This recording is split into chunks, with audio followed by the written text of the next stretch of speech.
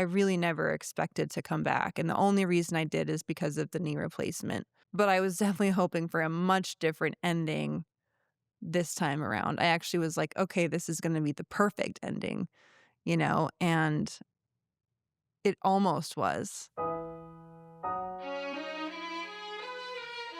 Lindsey Vonn has spent her entire life going faster, pushing harder, and refusing to accept the limits other people put on her. She started skiing at 3 years old, became the first American woman to win Olympic gold in the downhill, and retired in 2019 as one of the greatest skiers in history. And then she came back. At 41, after years of injuries and a major knee replacement, Lindsey returned to racing with one goal: another shot at Olympic gold. And it looked entirely possible because she was ranked number 1 in the world downhill standings heading into Milan Cortina. But just days before the 2026 Olympic Games began, she crashed and ruptured her ACL. Suddenly, she had a decision to make. Was it worth risking everything to race?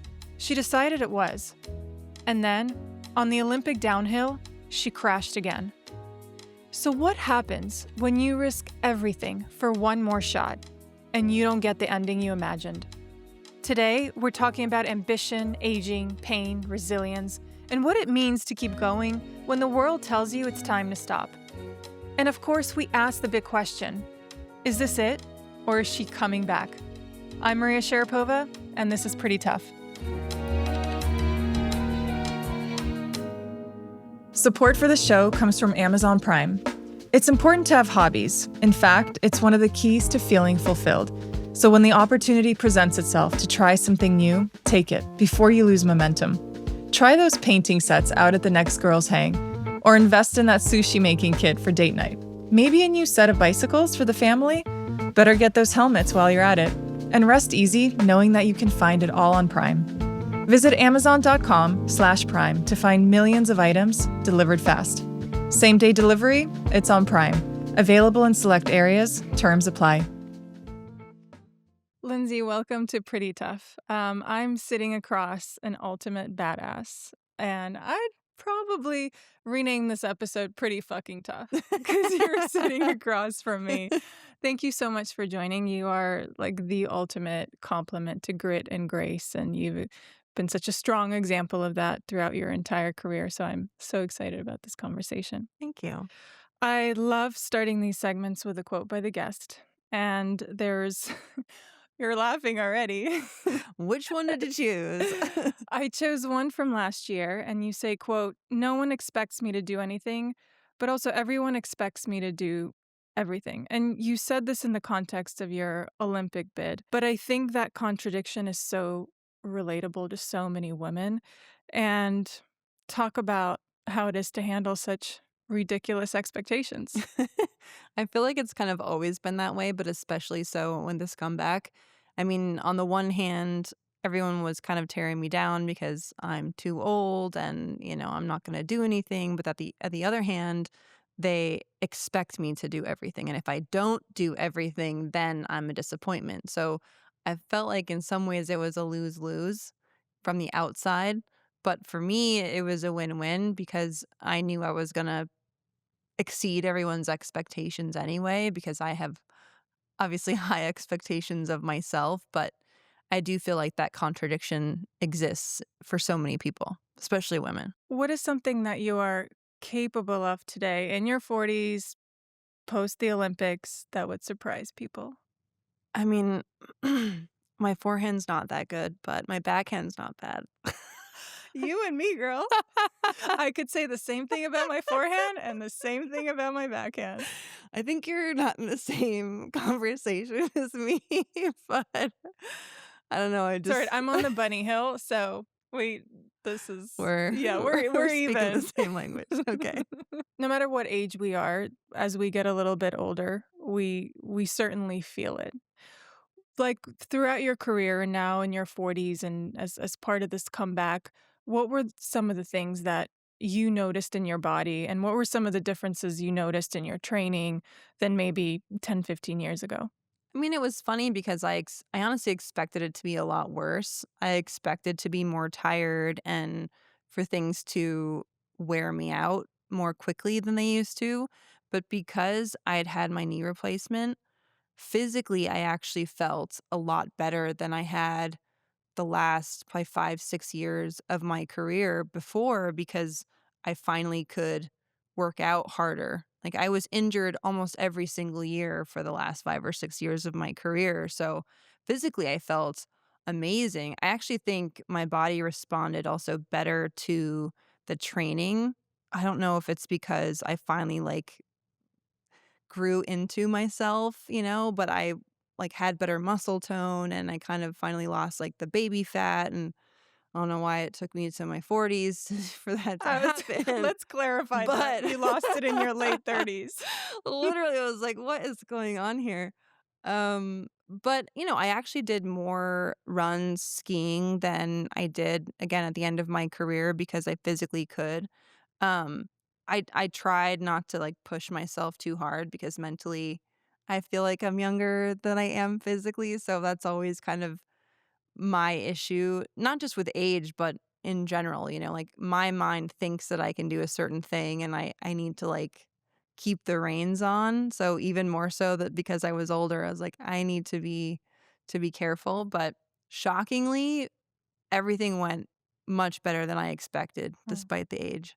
So you were able to push through training, grind through the endurance workouts. Were you sore?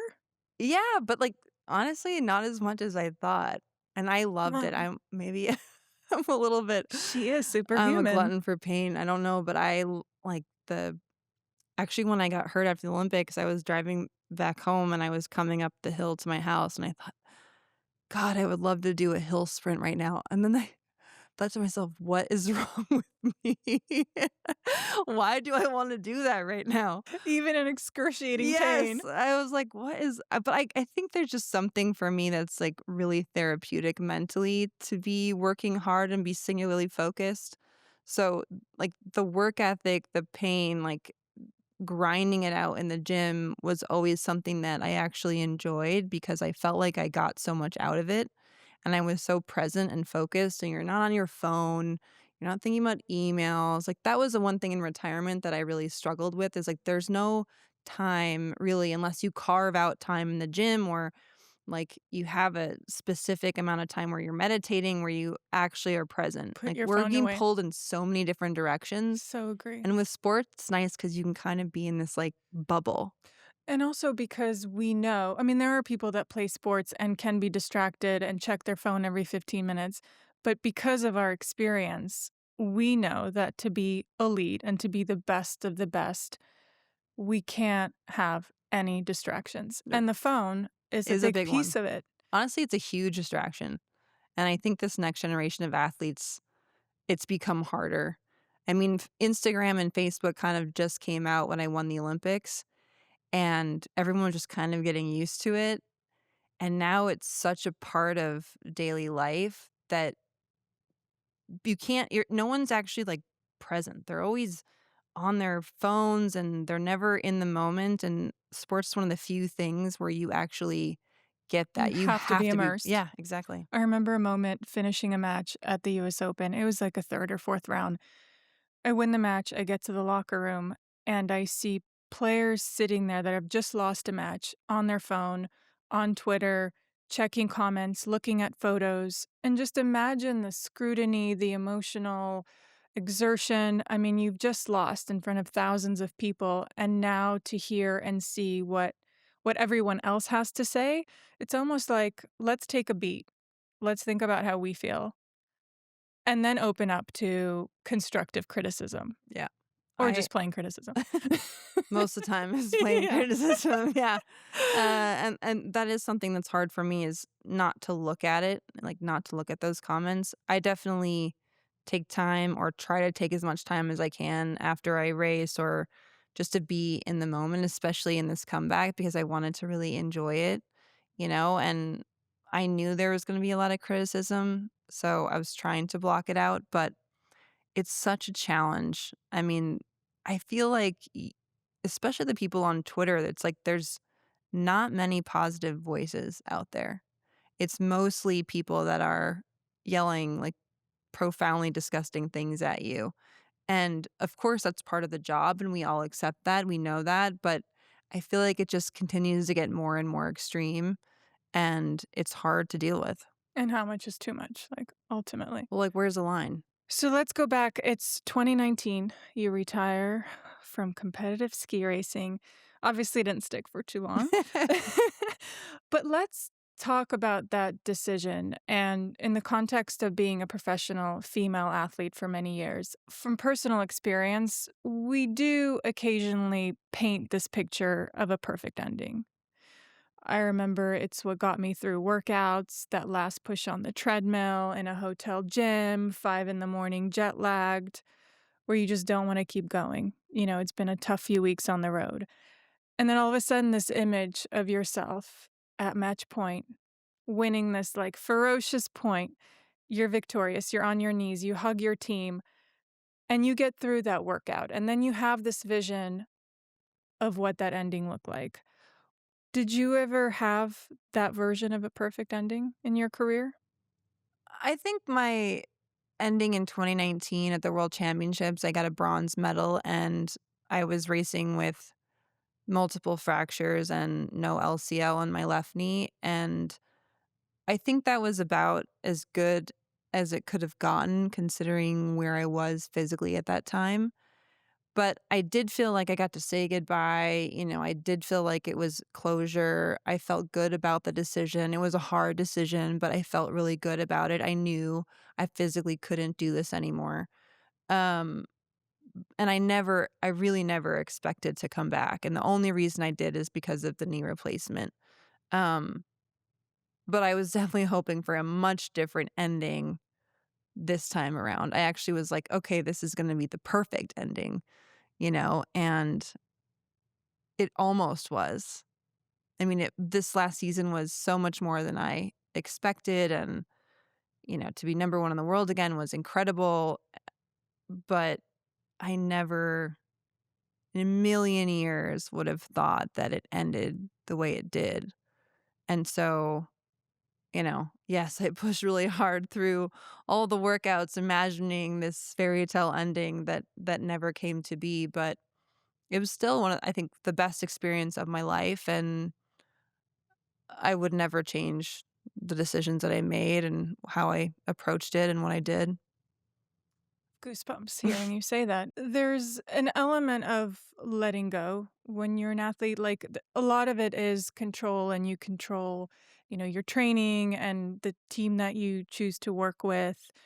But there are a lot of things that we have no control over. Over the years, have you learned to lose sight of that control, or are you still very much like, I want it this way? I'm a perfectionist. This is my outcome. What's your In life, or relationship? Well, in both.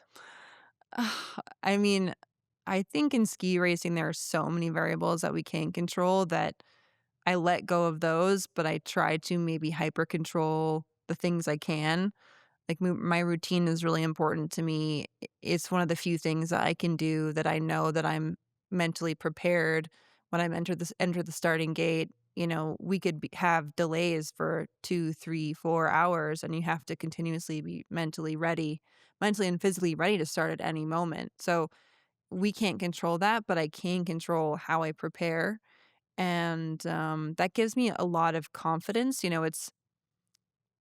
It's hard, like, in ski racing, you don't have much to rely on, like, at least in tennis, I feel like now you can close the roof, and if it's raining, approximately you're gonna go on at a certain time. Obviously, if the person before you, their match is later, But but give or even take. then, you're like, I've strung my rackets to a certain tension because I Yeah, expected this. So this element of pivoting, right? Of yeah, being open to change and knowing that you might have to. yeah, you always have to be ready. So, like, I feel like I prepare so that I'm ready for anything, and I'm old enough and wise enough to, like, not freak out, like, I think a lot of the athletes, they either like, I already know they're out of the game. Like, as soon as there's the delay, they're done. Mentally, they're not focused anymore.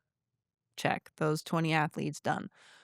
And some just can't pivot, and it's really, I think the mental side of sports is so interesting to me because you can see, it must have been Can so see it interesting in for their you. You can see eyes. it. You're like, I got you.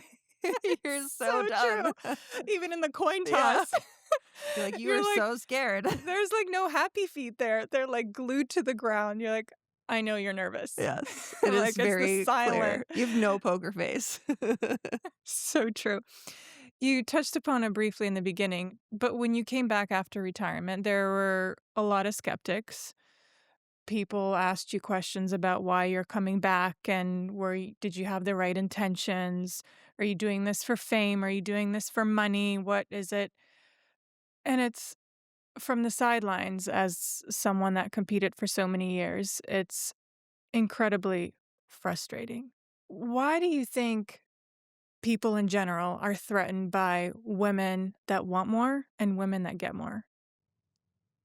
It's a really great question, and I really don't understand because men do it, Brady, Lewis, like there's so many athletes on the men's side that continue to push the limit and continue to compete at an older age and at the highest level, but for some reason for women it's not okay. I think we have these social norms that we're just, some of them that we're so glued to. Like you have to start a family by a certain time, or you know it like life is supposed to work in this certain Yeah. timeline. And I think And because, maybe that was true yeah, 20, but like 15, 20 years ago.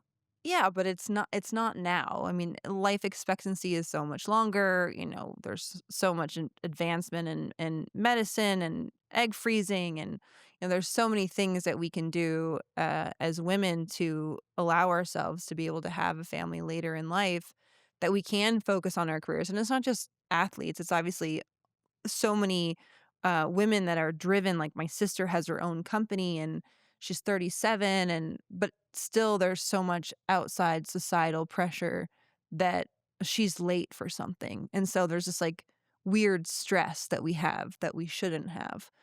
And it's I don't know, I just feel like we should have the opportunity to say, okay, now is the time. I'm ready. Doesn't matter how old we are. This is what I want to do. And also I think it's really interesting to have your career, build your nest egg, build your home, and then be able to take the time and like be a parent and not have to work as hard, not have to juggle so many things.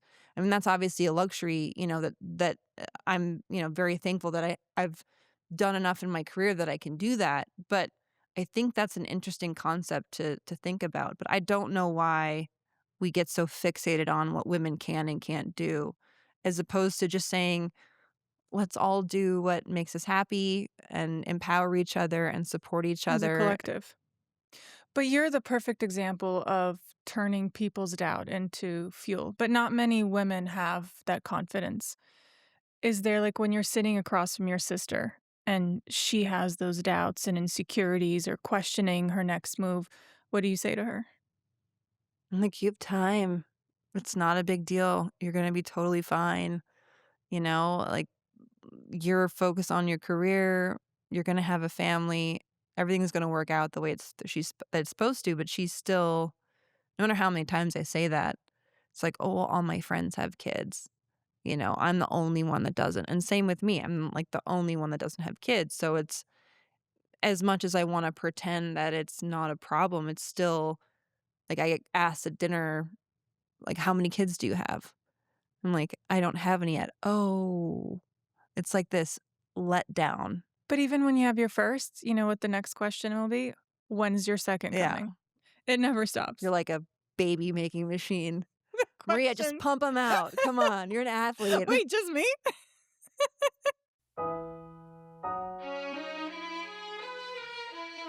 Support for the show comes from Amazon Prime. When you're a mom to young kids, it's hard enough to get a moment alone. But to get a night to yourself, that can feel almost impossible. When the rare moment does arrive, make the most of it. That's where Prime comes in. That 3-day weekend the kids are over at grandma's, a play date turned into a sleepover, or maybe dad just takes them out for the evening so you can decompress. Don't miss the opportunity for a girls' night, complete with cheeky glasses and decorations, or an outdoor movie marathon with a projector and themed popcorn buckets. And you can get it all on Prime with same-day delivery. Embrace the spontaneous and treat yourself when the moment arises. Visit Amazon.com/Prime to find millions of items delivered fast. Same-day delivery, it's on Prime. Available in select areas, terms apply. I want to go back a few months, this few weeks during the Olympics, into a moment where I would probably call it, and correct me if I'm wrong, your worst, where you're physically in pain, you're in the hospital bed, and you document your recovery. And I want to talk about that because in a moment when you're so vulnerable, when you try to be as present, but you're thinking about the past and you're thinking about the future, you've said that the moments that you shared with your fans in the world of your recovery was therapy for you. How come? I had so many emotions sitting in the hospital that I just wanted to get out, and I didn't know what was happening outside of the hospital walls. I didn't know really what people were saying. I didn't look because I couldn't. Like, I was bedridden and there was no TV in the ICU, and I didn't have my phone for a while, but I just felt like I needed to express myself.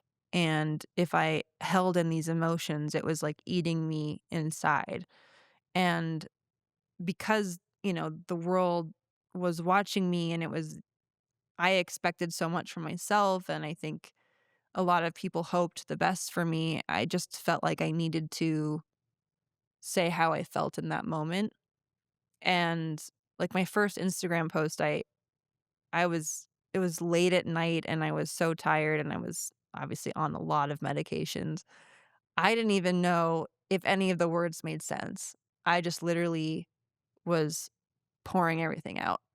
Did you And press send or no, and then I gave it to my sisters because I was like, I'm gonna fall asleep right now, but if you think it's good, can you just push the wow. post button? And I'm like falling asleep and I look over and they're both crying.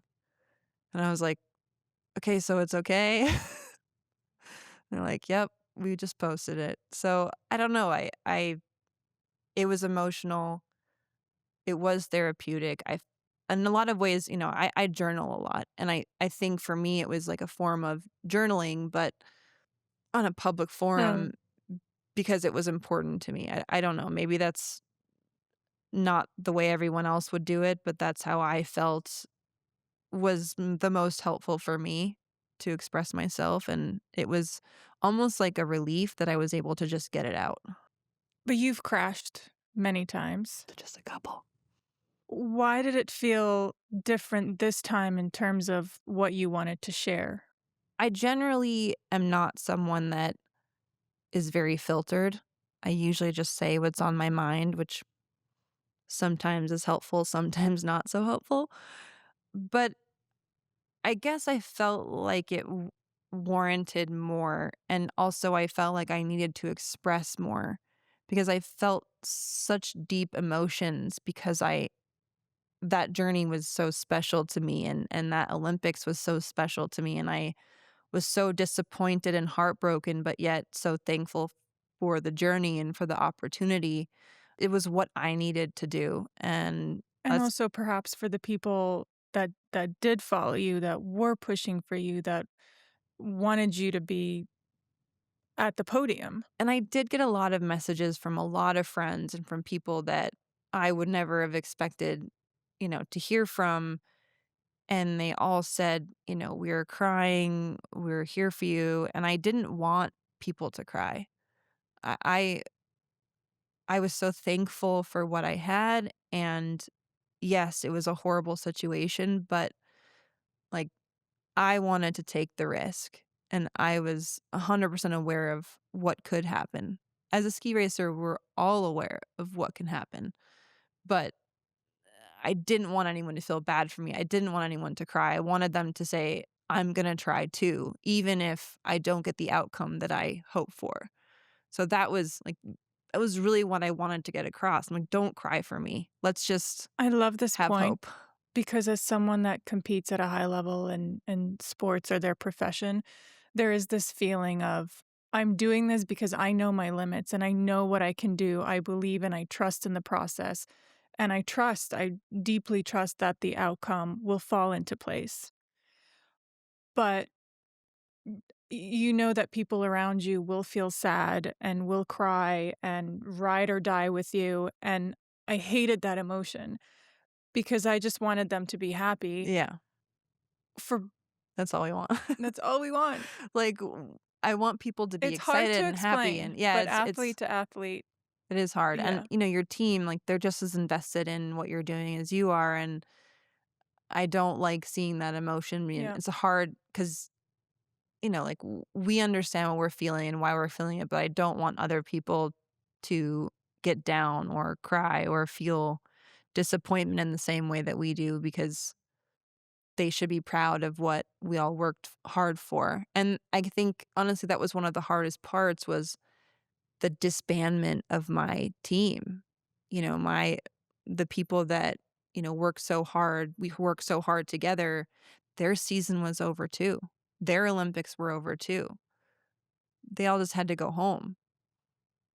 It's a lonely drive, It is. but It's a lonely drive it's back. yeah, it's really it's for an athlete and for the team, it's just there's no easy way through it, but I don't I hope that people don't experience the sadness that we do. I did have a laugh at your sister's video. Do you know which one I'm referring to? Oh, yeah.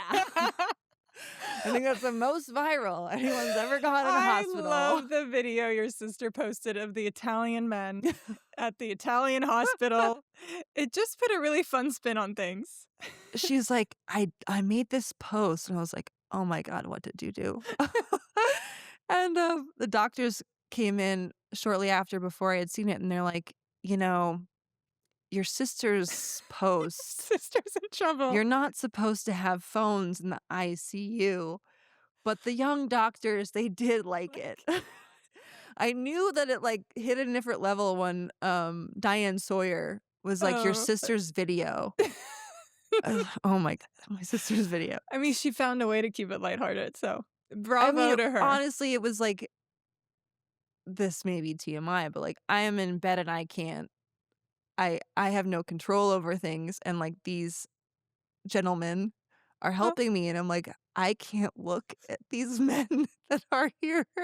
Like, "Can we get some, like, female nurses to help me? This is really embarrassing." What? I thought And my that's exactly what you wanted no, during your no, recovery. oh my god. But my sisters were just hilarious. They're like, "Ooh, ooh, ooh, another one." I was like, "Oh, you guys are I 12." mean, you're medicated alongside very hot men. Yes. What could go wrong, Lindsay? I mean, good thing they couldn't understand us, so it was fine. Okay. A couple of years ago, you said something incredible that I've been thinking about. Plenty of times over the course of your career, you've obviously been nervous. We're all nervous. But I'm quoting, you said, you've never been afraid. Is that still true? Mhm. Maybe I was afraid, probably one of the only times I've been afraid was in the hospital when but see, the thing is, I didn't know that I could have lost my leg. So, when I found that out, I think it hit, like, another level, and I was like, "Wow, that could have happened." And then I started to get more nervous about the next surgeries, and because I had really found out more of the gravity of the situation. For a while, everyone was kinda keeping it really light and fluffy, which is hard to do, all things considered. But they didn't really give me the meat of it Mm. until later. And so once I found out everything, I was a bit shocked and definitely more nervous than I'd ever been for surgery and the recovery, and am I gonna get my feeling back in my leg? Am I gonna function normally? And also when I took the bandages off my scars, I was like, "Holy shit, this is crazy." And And you've seen a lot. I've seen a lot. And so I honestly, looking at it, when I looked at it, that scared me, 'cause I was like, "This isn't my leg. This isn't me. This is someone else. This is not happening." I mean, especially when I was in the hospital, because my leg was, like, filleted open. Anywho, moving on. So, with a torn ACL, going down a mountain at 90 miles an hour in your training run the day before the Olympic run, you're not afraid. No, not at all. Fucking love it. I knew what I was doing. I mean, I know that course like the back of my hand. I don't, which is why the crash was so odd. I never would I have thought that would happen. But in the training run the day before, I was third. I felt great. I wasn't even pushing myself that hard. I was very in control. My knee felt great. I had done a lot of work with my therapist, Lindsey, to get myself in a position that I could ski that way. And once I get in the starting gate, I'm not going to get in the starting gate unless I know what I'm doing and that my body can handle it. And I knew that I could handle it. And that's why I was there. And that's why I wasn't afraid. So, how do you know what your limits are in You anything don't you know until do? you push them. I pushed them, but I honestly, like, I didn't even really push my limits, I just caught my arm, like, it wasn't even a limit that was pushed.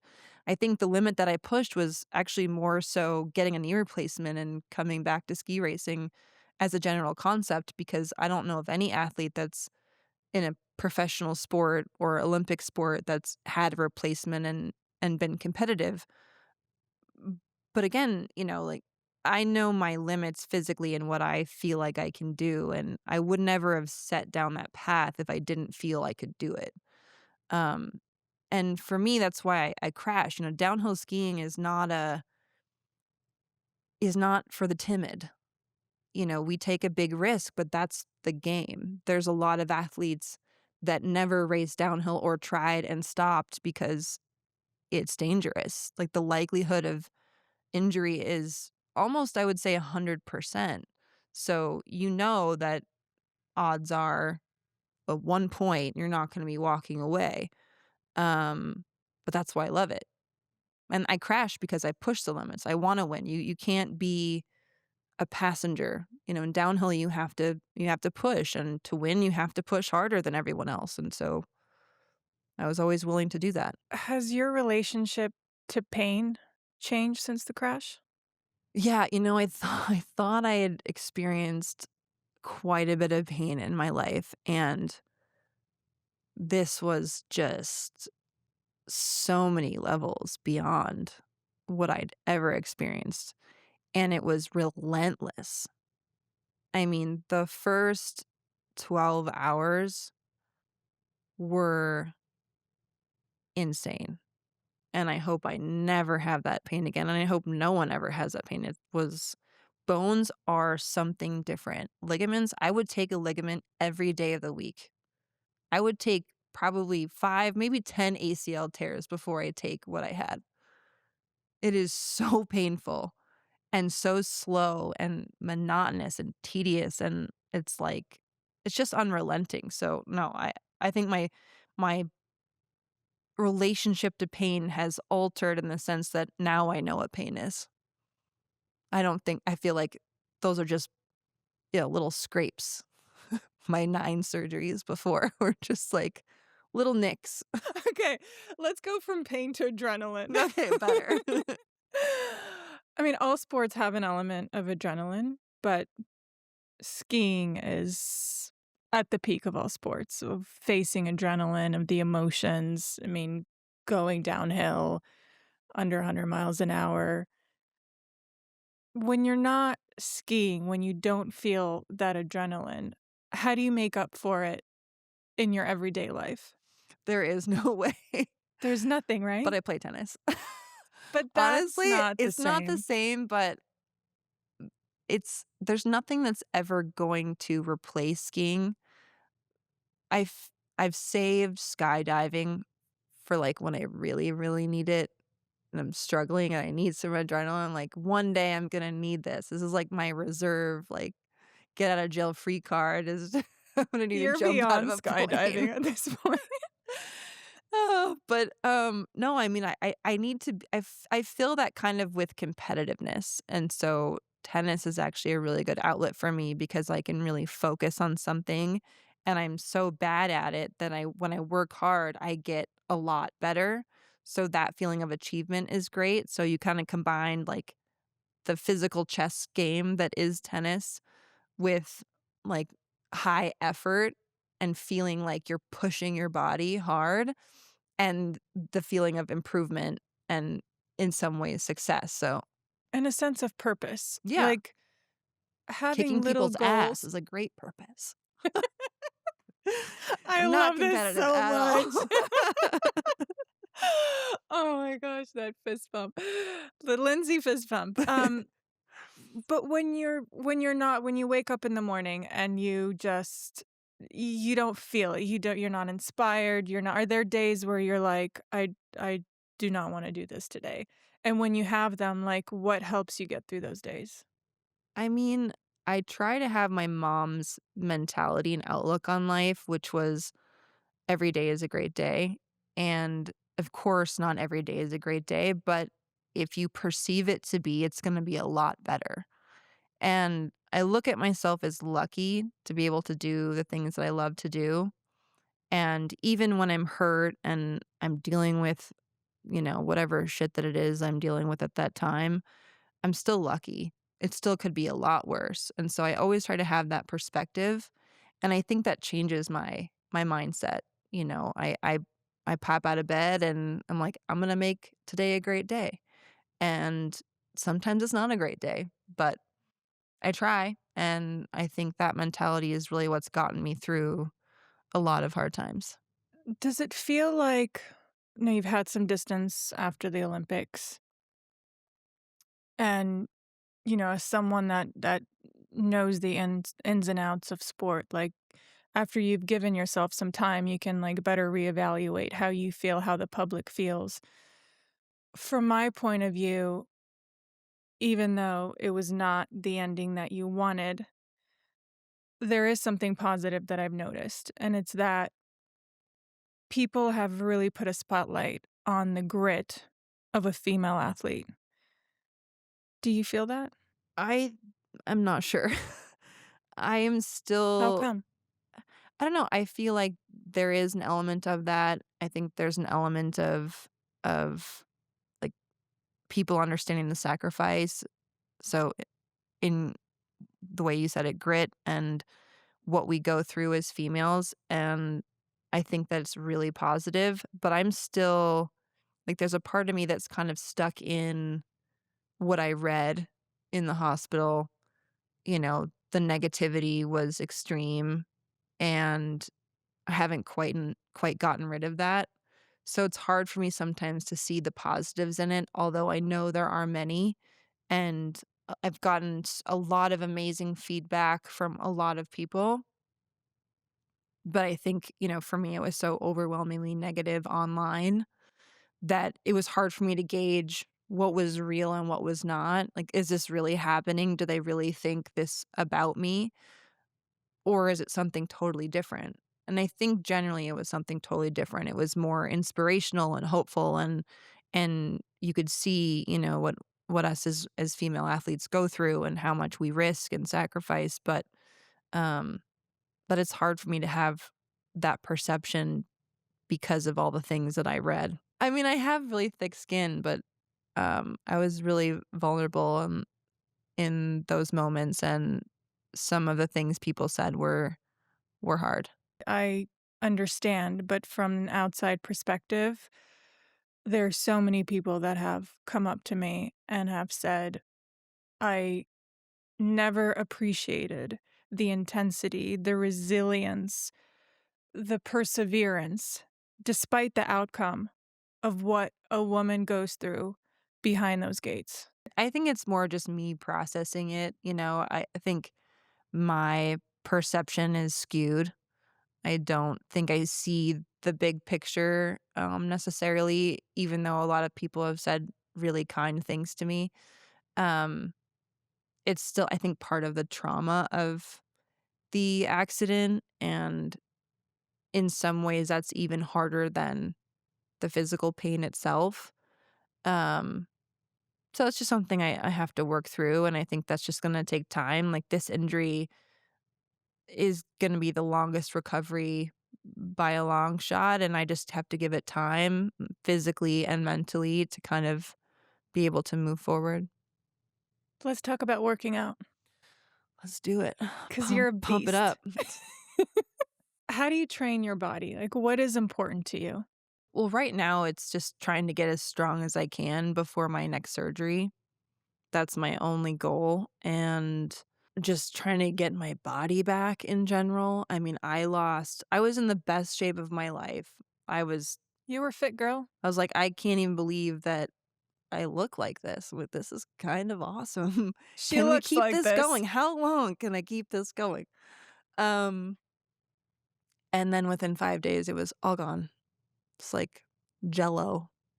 How did you get to that point? Was it age, diet, workouts?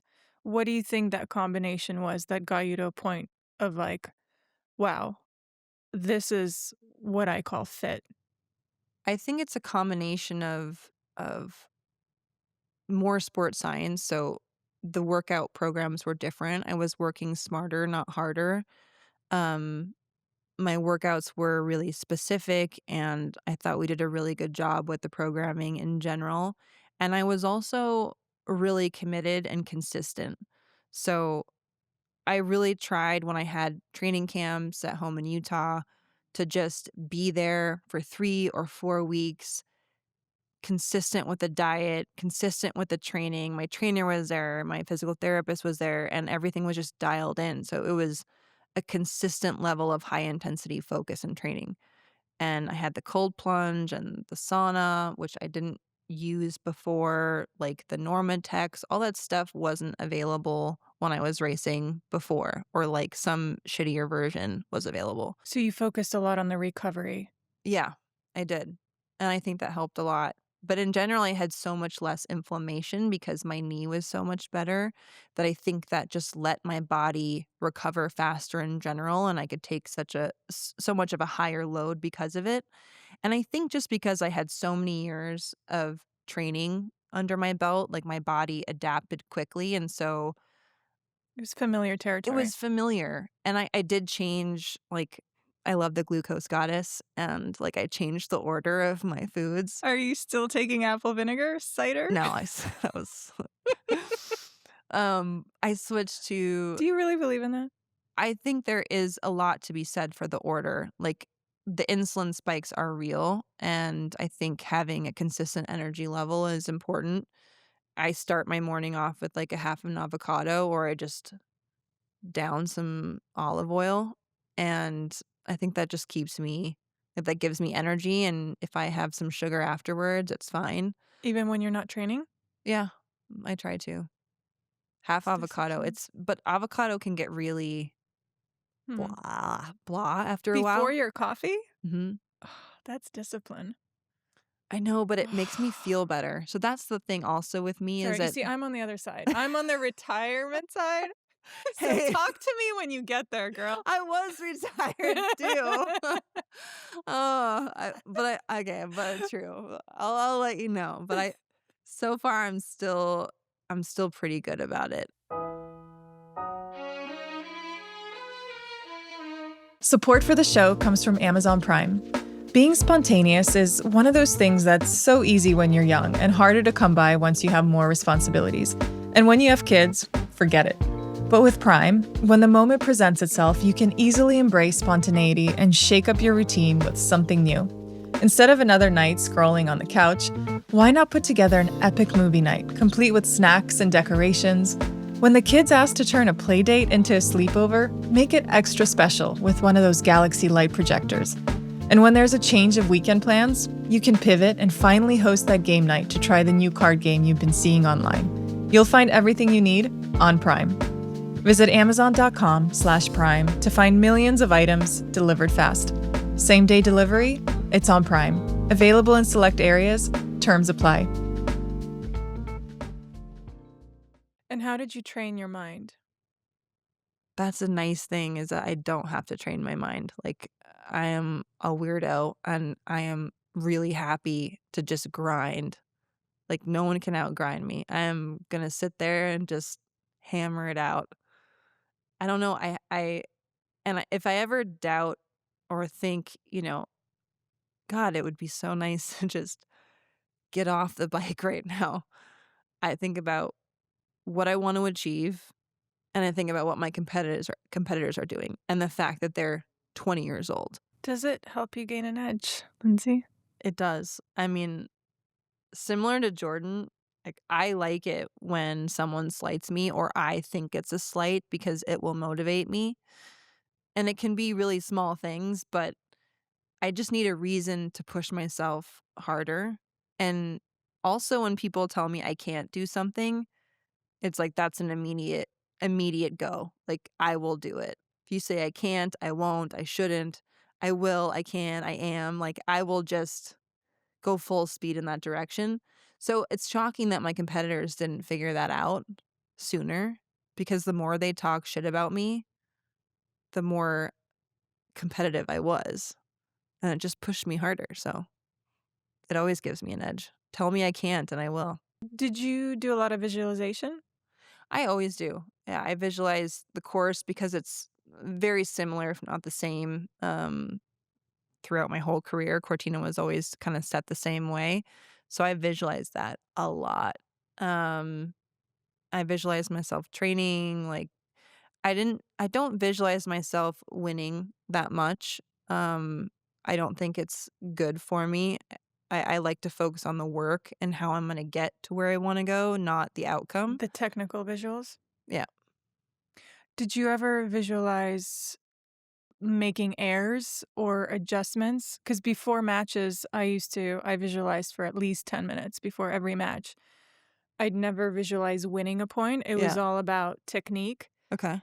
But I did visualize, Messing uh, up a couple times. yeah, Yeah. like Like bad. bad, Yeah. making errors so that my body would react in the moment so that during the match, You did I the right wouldn't feel thing. surprised. Oh, So that my body would have already felt what I'd seen with my eyes closed, visualizing that moment. so you intentionally visualized the mistakes? I guess you could say that. Huh, You never did interesting. that? No, I accidentally messed up. Like, I would visualize, like, myself skiing the course and then I would hit the fence. Like, it's like, "Oh, I messed that turn up." It happens sometimes. She fell asleep. Like, I mean, I like, literally, it's like counting sheep for me. I would visualize myself skiing Cortina, going to sleep, and, yeah, sometimes you make a mistake, and I'm like, "Nope, stop, go back to the top, start again." Um, so and there's so many things that can happen in a ski race that as much as I would wanna prepare for a mistake, it's all instinctual, but I need something that I've always needed is start to finish, like, get to the finish. Mhm. And how do you apply, like, these little lessons of visualizing to working out, taking care of your body? Like, it's one thing to do it when you're getting ready for the Olympics, but what about in your everyday life? How do you apply those same little lessons to, just an off week? You're on holiday. I kinda do it when I think about planning the next day, what I'm gonna do, how I'm gonna do it. I like to be organized, I like schedules. So, like, as an athlete, like, we're doing this by this time and this by this time, and I like because there's so much going on, there's so many variables in life, you never know what's gonna happen, but at least I can control certain things, like a schedule to some degree. And so when I visualize, like, I can visualize those things or visualize myself, going and working out or whatever it is, it just kind of helps me prepare for the next day. I try not to dwell on it though, because Right, letting it go. OCD can kind of be a hindrance. When you were 10 or 11 years old, a coach told you, "You're fast the way you are." Do you remember that? Mhm. Yeah. There's something so simple and profound about that message. Talk to me how that has shaped the arc of your career. Well, since I was young, so many coaches underestimated me and tried to change my technique, um, said I was never gonna make it the way I was, and as long as I had my one coach, Eric, and of course my parents believing in me the way I was. I had enough confidence to keep going in that direction. And that ultimately was the reason why I succeeded because of my technique.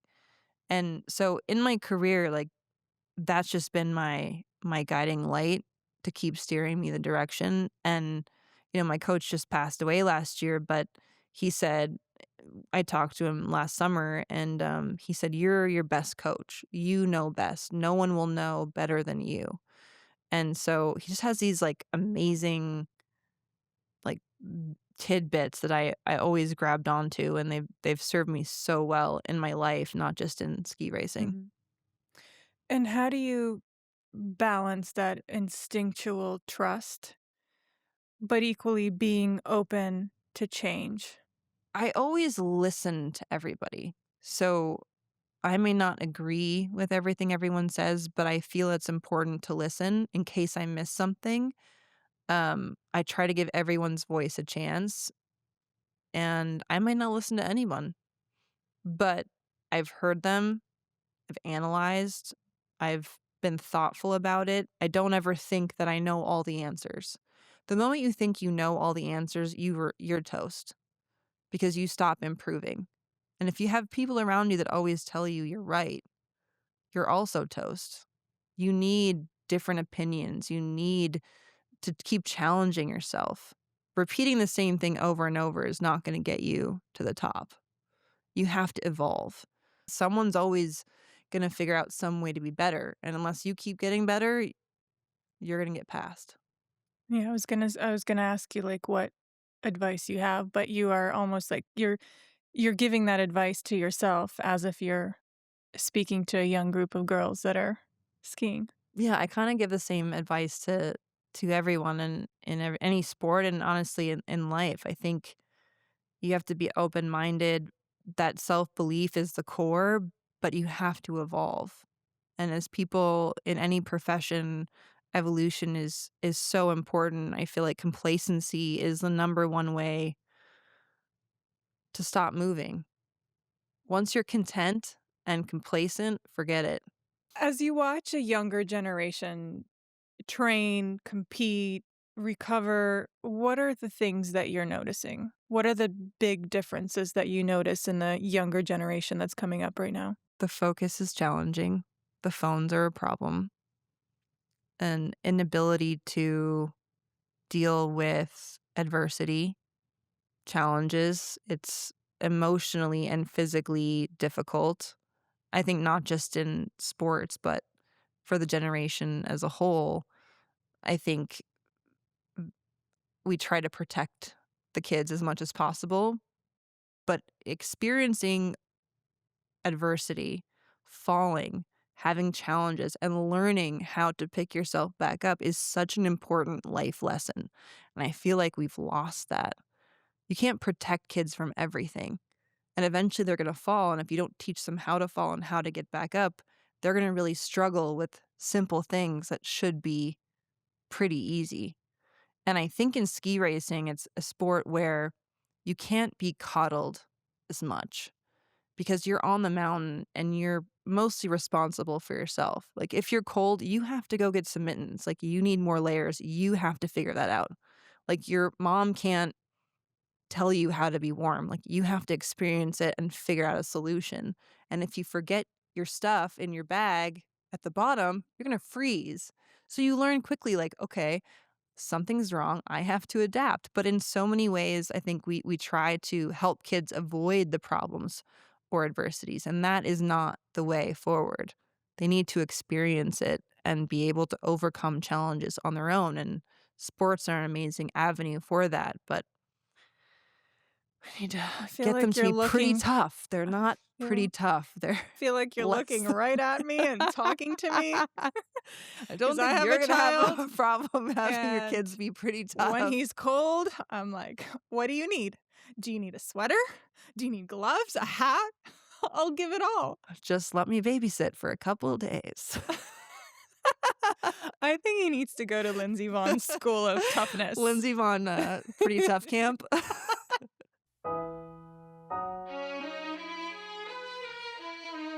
since the crash, you've done a few interviews and several people have asked you about when you're coming back, if you're coming back, and I know all that is bullshit because it's so soon because you are still in this process of healing, of working through what happened. Um, but when do you think that your body and your mind will be in the position to make that decision, whatever the decision is? I think probably next spring. I have one more hopefully one more surgery, in November.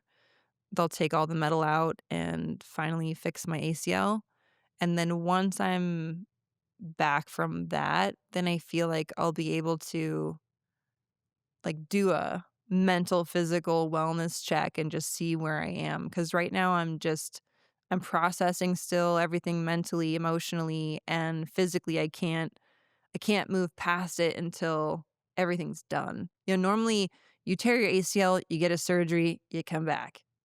Not super complicated.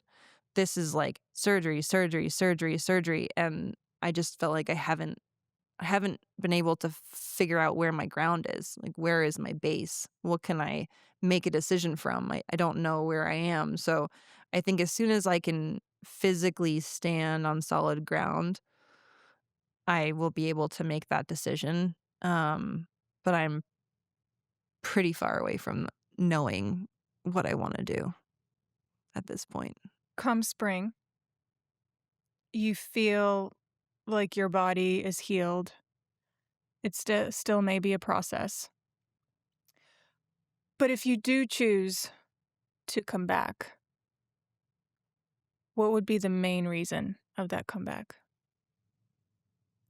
I feel like I need a little bit of closure, and I don't know if I'll get that. I don't know if it's worth the risk to do it, but I did go down as the number 1 in the world, and I was winning. It wasn't like I should stop because I'm just not fast anymore.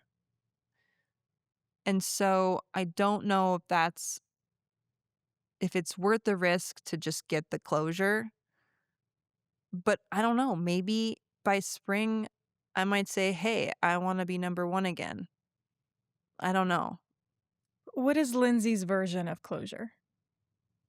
I mean, like, the fairy tale ending would be great, like, if I had my way, I would say the perfect ending would be coming back again and winning the downhill title, and then I get, some sort of happy ending, but there's also so much more to write in my story of life that I don't need another title, to feel happy about what I did. I achieved so much more than I ever thought possible.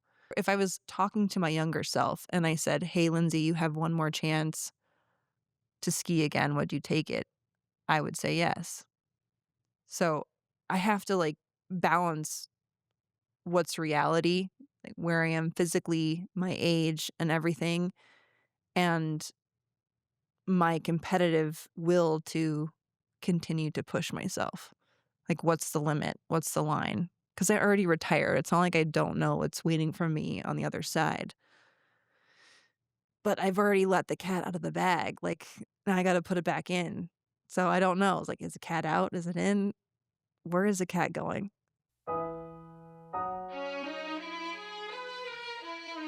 We are down to our pretty tough questions. Mm. There's anyone that can handle them, it's you. What is something that you've had to unlearn? How to be competitive. I need to, when I'm not racing, I need to try to unlearn that. I don't know if I ever will, but it's something that at least scale back, like tone it down. Like when you're playing Like, I Twister? can't play tennis. Like, I can't, when I play tennis, I can't keep score. Like, there is no score. If I start, I will be single again. So I need to like just we're just gonna play for fun. There is no score, there is no winner, except for I already won. I'm sure he knows that already, by the Yes, way. I I think I very think it's aware. a given. What is a routine that's helped shape your success? Uh, I mean, I think my mental routine, just the consistency of visualizing and that self-belief that comes from that consistency is something that I think has really made a difference in my career and my life. What is a common misconception about you? That I'm super dramatic. I really don't know where it comes from. I'm really, like, Only so when you're annoyed by losing, it. maybe. I mean, listen, I have emotions. I may be animated. Like, animation is separate from dramatic. You've clearly analyzed it I since you're have. using a very good word and animated. Yeah, I am animated. Animated, emotional, not dramatic. What is your relationship to perfection? There is no such thing, and I don't try to be perfect. I think it's an impossibility. I just try to be the best that I can be, and hopefully that's enough. What makes you feel tough? Being in the gym or skiing downhill. Those two things are, yeah, they make me feel pretty tough. And what makes you feel pretty? Pretty much the same thing. When I feel tough, I feel pretty. But I feel tough not in a masculine way, like not in a strength way, but in like a I can do anything that I set my mind to way, which makes me feel pretty. Like a composed resilience. Mm-hmm. Like stoic. Thank you, Lindsey. Thank you. Thanks to Amazon Prime for supporting this episode. Excuses are easy. An epic movie night? We don't have enough snacks. Dinner party with the girls? We'd need new place settings. Surprise date night? Nothing to wear. But Amazon Prime's same-day delivery lets you say yes and jump before the moment slips away.